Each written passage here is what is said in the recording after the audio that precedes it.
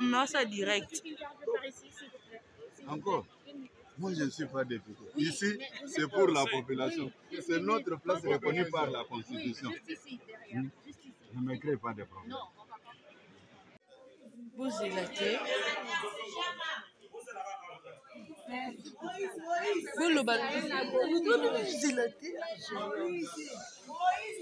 Bonjour maman, un petit mot par rapport au Monibino à Boykosan.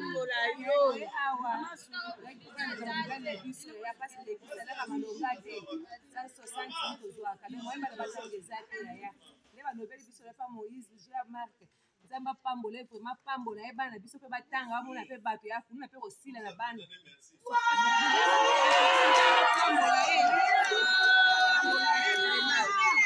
Tomoni bino awa boye kosani.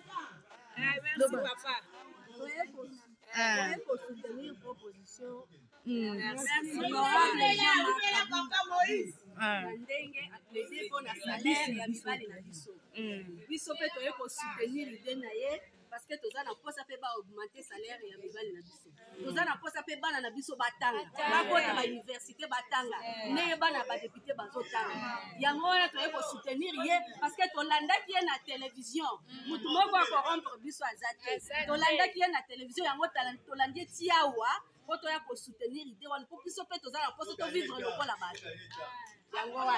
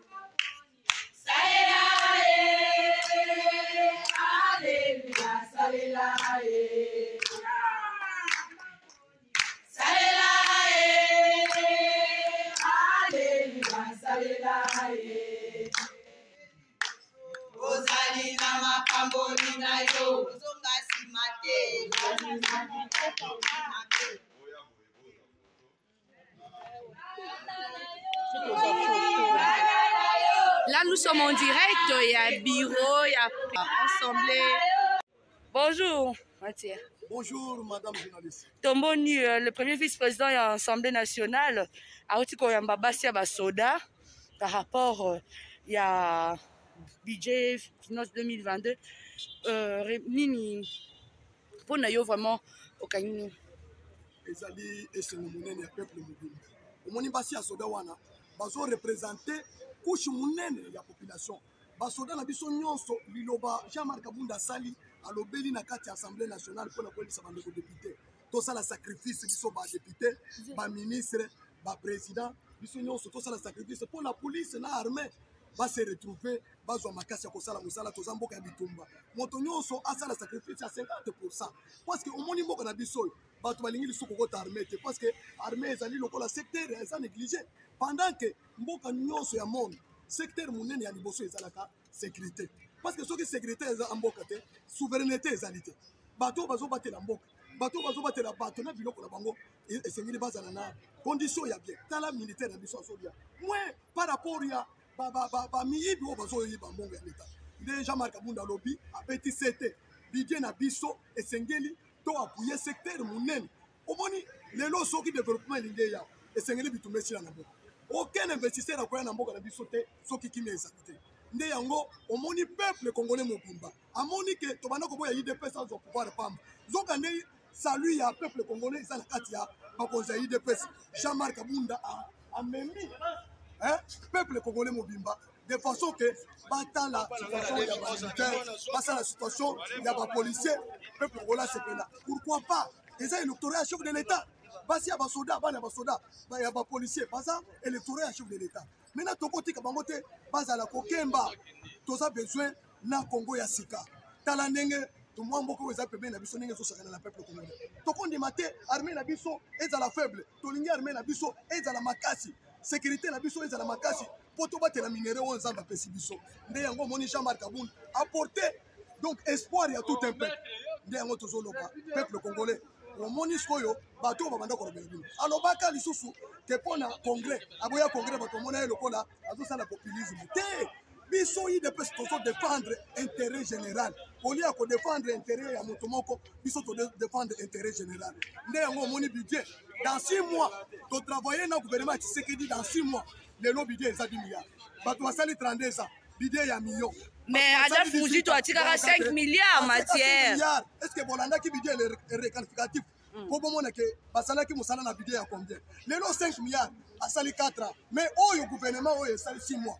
Budget, il y a 10 milliards. Et puis, il y a 12 milliards. Parce qu'il y aura un budget annexe, il y a ma province. Non, le Salamaté na Congo, il monde mobile, dans 6 mois, ça m'a le connaît, Nicolas Kazadi.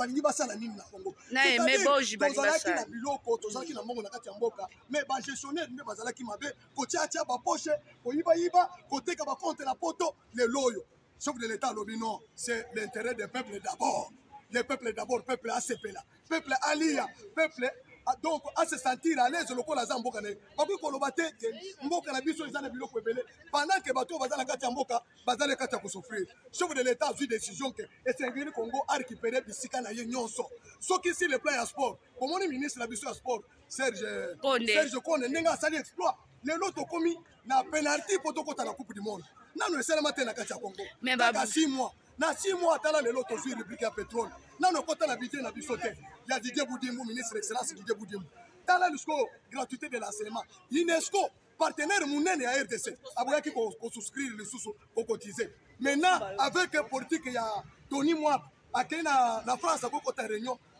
UNESCO lobi kazo futa barrière nyonso ya cotisation enseignant ko zo salaire na ye ya malamu ba gestionnaire ya ba école ba ko zo salaire na bango ya malamu fonctionnement ekobima peuple congolais ko tellement bana na biso ba kotanga na condition ya malamu to boyi sous le règne Fati Beton bana ba ministre ba honorable batine le souvent ba kende kotanga na poto pendant que école na biso bazo négliger yango nous voulons améliorer la qualité de l'enseignement na la République démocratique du Congo bana ba poto bana ba ambassadeur ba ya kotanga na bamboka na bango to nini lisusu Congo ya bazo humilier biso te lelo ba réunion minene nyos Tshisekedi akomi kokende Kagame atikala mais kala c'est Kagame qui allait à la place il y a Congo ba pesi passe et pas ya oncle na ye azo pesi passe lelo Kagame akomi kole nde toto le peuple congolais to soutenir le président de la République parce que le président seul n'est pas un magicien mais avec son peuple derrière lui peuple foutant pas ko fouta taxe na yo l'état abongisa nzela lelo projet munene oyo batie na gouvernement Sama Lukonde ya 145 territoire comme ma ville c'est-à-dire bato bakobima lisusu mboka baya na Kinshasa te po embouteillage esalema lisusu c'est-à-dire bako résoudre makambo ebele na gouvernement oyo soki toapuye bango tozosenga peuple congolais esika nyonso ozali tika sentiment tika kindeko tosimba na moko to soutenir gouvernement oyo aza na volonté ya kosala makambo malamu dans 6 mois seulement basali makambo oyo bato oyo ya 18 ans basali te nini Tshisekedi asali te alibere biso na bumbu ya baautorité morale lelo oyo Kabila lisusu aza liloba o député sala boye sénateur sala boye non bato baza libre Moïse alobi nazolungwa badepute bayebisi kende biso totikali na mboka na biso c'est-à-dire Tshisekedi alibere bato nyonso na liberté moto nyonso akomi libre ane réseau sala lisusu mosala te ya kointoxique peuple congolais kotika baétranger libre c'est-à-dire Congo ezongi na maboka ya bakongolais nde tolobi boye Lumumba asala makambo oyo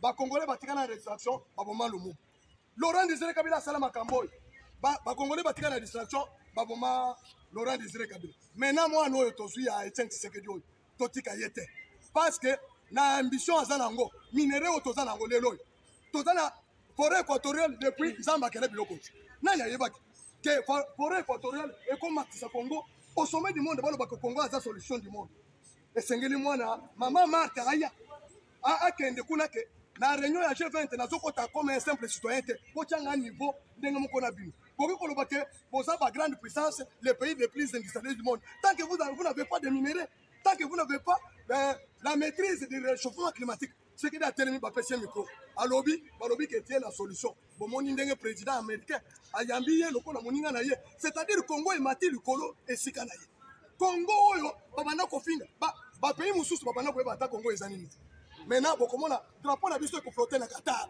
la coupe du monde bato balobi que vraiment Congo mais baza causer la réponse à FIFA babi d'ici le 23 novembre les FIFA a à répondre wana ezali mateko yo wana ezali monseigneur Ambongo na utemi na be shole na Moïse Katumbi na Kabila na Shadari na Mwidani bango nde bakei ko plaider te RDC ko lekandeni ndenge ba égyptien balanda ba israélite batiki bango neni nde bazolanda FIFA a à répondre à l'objet que Mobeko wana tozalaka na côté règlement wana tozalaka na côté il n'y aura pas de sanctions to commis déjà 10 personnes awa to commis koloba tozana pour le nid passe à des barrages bon mona les Congolais vont donner le meilleur d'eux-mêmes je vous dis que le peuple congolais n'est pas n'importe quel peuple congolais ce qui tient la condition est bien à rendre au service à Quito tozo yebisabino que jamais le Congo d'aujourd'hui ne sera pas égal au Congo d'hier Congo ya lelo na ya lobi et cause différence c'est cause la monnaie tala dans 6 mois bana oba bimisi biso bidé ya 10 milliards est-ce que boza ko mituna ke mbongo wana banda ko kende wapi c'est basali magite ba bimisi ya loko mususu ezala kate kaka batoy société kaka oyo Kabila tikaki ya 18 ans mais ba bimisi bidé ya 10 milliards dingue basali bidé ya 2021 ba bimisi excédent mois ya novembre na mois ya décembre ezaka cadeau c'est-à-dire avec ça nous voyons que le Congo est sur les rails tala lelo démocratie opposant azo finga chef de l'état oza incompétent azo sala marche ba pesi na ma yameli azongi pa na téléphone mais tango ye chef de l'état wana azaki na opposition abana ko zonga na téléphone te ba rosi mukendi tokena bango marche bazongi te lelo bana na bango baza ba orphelin mbasi ba komi ba veuve mais moi si à Shadari moi si ennemi Mwilani papa nani ayibaki ke na Congo yo Tshisekedi akokotisa Mwilani na marche akota na marche asala marche Shadari na obemi na konjala ndo na mboko oyo bakota na marche basa la marche bakomi komela mai na zela et puis bakei bazongi sans gaz lacrymogène maintenant bazoko sego il est dictateur ya mboka ni dictateur atika bino bosa la marche bozongo bo finga ye incompétent c'est maintenant vérité hier tala Tshisekedi ninga pousser na église catholique na rere bamona ke aza église ya demo aza église ensemble mais Eric Senga o azali moko ya SCC alobi ete po ete ba retravailler na Denis Kadima po ete maponami eleka na transparence est-ce que biso toza e pays moko laïque est-ce qu'il faut kaka po maponami eleka na transparence faut ka SCC na église catholique bazala SCC na catholique basali diplomatie na poto mobimba mais tala eloko ekamwisi peuple congolais boyoka message ya matière batuni bango epa journaliste botamboli monde mobimba mission principale na bino ezalaki nini olie balobake tokenda kosambela topesi meme totei na église tel pirement politique balongwe na casquette ya église bakomi bapoliticien nde yango toyebisi peuple congolais chef de l'état na chef du gouvernement sama lokonde balobi boye observation électorale il y a 2023 bapesi yango communauté internationale maintenant budget nyonso c'est le gouvernement congolais maintenant parce que bazo aspirer confiance monde mobimbe moni que église mibale wana église colonialiste c'est-à-dire église kimbango alongoli peuple congolais moni makambo mosusu toli atokanisa Simon Kimbangu alobaki que le peuple congolais fera son propre histoire. Lelo Simon Kimbangu bimesi biso Kadima esili. Avec Kadima, il n'y aura pas la liste, il y a des députés catholiques, des députés Kimbangu, des députés protestants, des députés à majorité à Kabila. Avec Kadima, il n'y aura plus encore un étranger sur le fichier électoral. Ça, il faut que vous devez savoir. Avec Kadima, il n'y aura pas un étranger au sein des institutions, que ce soit provincial, que ce soit national. C'est avec Kabila, c'est la souveraineté nationale. Pourquoi il s'acharne sur Kadima? Ce n'est pas pour le tribalisme. Ambongo est de l'Équateur. Abechol est de l'Équateur. Passer Senga de l'Équateur. Outembi de l'Équateur. Le candidat est de l'Équateur. À quoi se moque-t-il? C'est beaucoup. Quand Kadima va dans la classe, l'observation. C'est-à-dire compétence on a utilisé en côté parce qu'il est de la même famille que le président de la République qui est un étranger. Les frères de Kabila Joseph, ils parlaient les mêmes langues. Hein? Les Swahilophones. À gérer des fois. Toujours Swahiliphone. À gérer une fois. Coréen.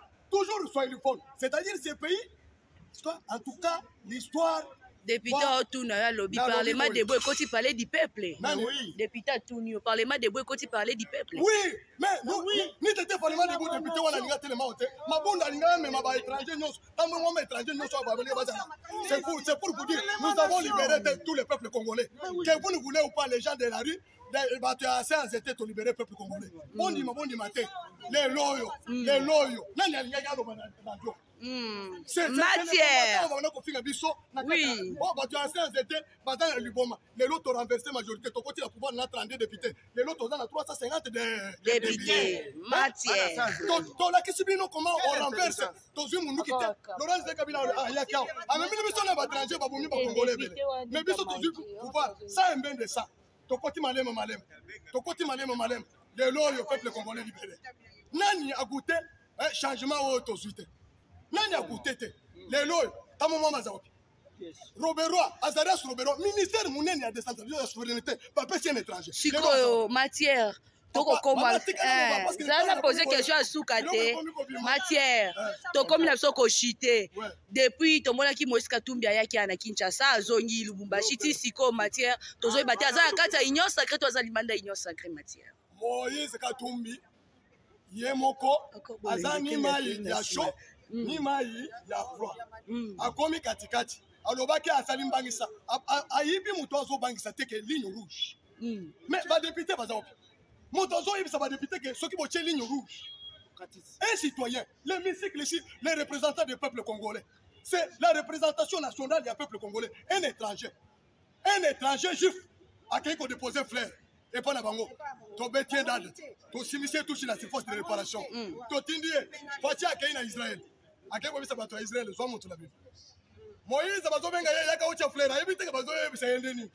Pour assez de marquer ba congolais ba yeba que c'est un juif. Ye moko lo ba ke ya juif. Juif na makambo ya ba congolais ayeko sala nini. Moïse Katumbi a pied minéré. Basumi balé ba pied minéré na biso ba commissionnaire ya Kabila. Tozana Moïse Katumbi mususu nazo tanga te parce qu'il chapeaute d'autres institutions. Tokwebi sabino. Moïse Katumbi ateki minéré Kabila bengi oza juif oza Judas. Ya Kabila ayebisi Kabila ke yo oza traite. Lelo Moïse Katumbi na Kabila bazongi place mon côté. Matin voyou na Kabila bazongi place mon côté. C'est famille ya bato ba détruire mboka. Mais Zamba zaya ba Congolais. Ba ennemi na biso olieba ke deba ke ko sala rébellion. To tcheba ngo calme. ceinture bazali awa moyen babima eza te les 21 bakesi ntina seni bazocontinue toujours bloc na bango bloc politique na problème eza boye makambo bazosala biso bato tozala pouvoir tozi tosala yango tolemba yango biso na 2011 tosala sit-in ti tomata tokita bachange te na 2018 tolobi Kalambai rapporteur aza ya biso te Kabila alobi te il est toujours délit de presse nani aboyaki yango tokei élection toganye yango te soki baza makasi seni oyo représentation nyonso loi bavotaki loi omoni eloko ekangi bango bavotaki loi ya loi organique bango nyonso tata se confondu maintenant c'est la loi organique qui est en train d'être appliquée à 100% pas par pas voyez omoni biso tozo la dictature dictature démocratique nous allons imposer le développement nous allons imposer la paix ici à la République démocratique du Congo on n'aura pas peur de personne nous allons motokobangisa biso azate tala tosali remise de reprise na Kabila entre président entrant na président sortant mais tosali remise de reprise na opposition te baya to baptiser bango to bisa bango ke comment on fait l'opposition opposition aux sala na contre la banque na poto oya mongo oyiba l'état congolais eza opposition te opposition aux sala aussi obuma bato na kamo enasa obuna ba expert obuma chebe eza opposition te yo moko mitie na buloko te parce que oza na correction ko sala ta eloko moko te ndeto zo bisa binoke te va biso opposant azate opposant biso bana o génération bazo boto nde bakoya ba opposant na biso bako convaincre biso parce que to aussi ça makambo nyonso te chaque primaire a toujours des imperfections peuple congolais peut sa fatigue confiance peut sa gouvernement ya sama le compte de confiance peut sa Jean-Marc Kabunda na Augustin Kabuya confiance ce sont les gens tala Kabila zalaki mitidi confiance ah oui moso kodia Kabila zalaki mitidi ya ba professeur tala batumi ba pamba les deux joueurs mené mutu solobi ba konache papa ba to ba ko banani kika yo bina kadwe na mai popo ba wili ba konga na mbongo ndemi yo na mai ba te bozo bango lelo tala merci beaucoup Mathieu après ce que Kabila n'a pas fait Kabila a dit ceci j'ai manqué à transformer le peuple zaïrois en peuple congolais mais tu sais que dit à transformer Bakuluna au producteur de bien ya maïs ya peuple congolais à Congolais. Merci beaucoup Mathieu. Il a transformé ce que Kabila a échoué. Papa, les criminels de la centre-ville. Alors non, votre place n'est pas ici. Vous n'êtes pas agent à tuer. Il les a transformés en outil de production. Les loyaux, Tokomi Koli à Madesu, Tokomi Koli à Masango, Songo, Yabakulun, Abumi Motote. Mais Kabila, faut se combiner à Malo, Yamalou. Merci beaucoup Mathieu. Merci.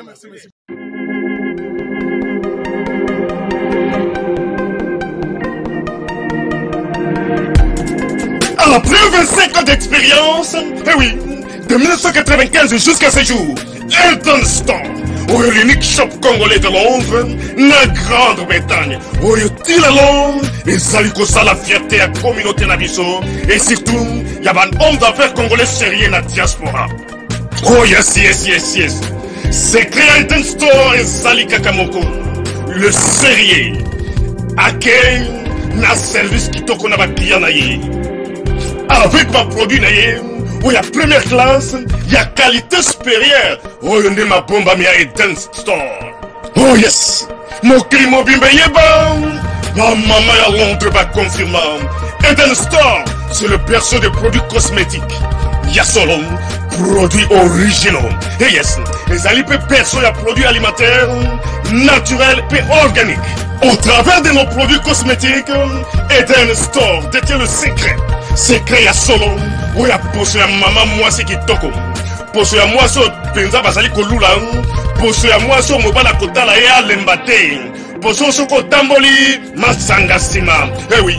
Yango ne va produire des comme la carte Eden Store. Il va produire alimentaire. Où il y a Eden Store, yango des secrets à cuisiner à maman congolaise. Ah oui. Nyon ce qu'on se pense à mobile na yo ezali. Pondu, matembele, ngai, ndole, fumbwa, ndunda, bilemwe, oyo nyon se penza. Oyo kobonga pona cuisine na yo ezali. Oh yes. Olingi mobile na yo asepela na yo libela na libela. Olingi mobali na yo atala kayo lokola mwasa azali kolula sika. Oh yes, olingi mobali na sisa biloko nyonso tiela kaye na mesa. Secret zali kaka moko. Elton Store.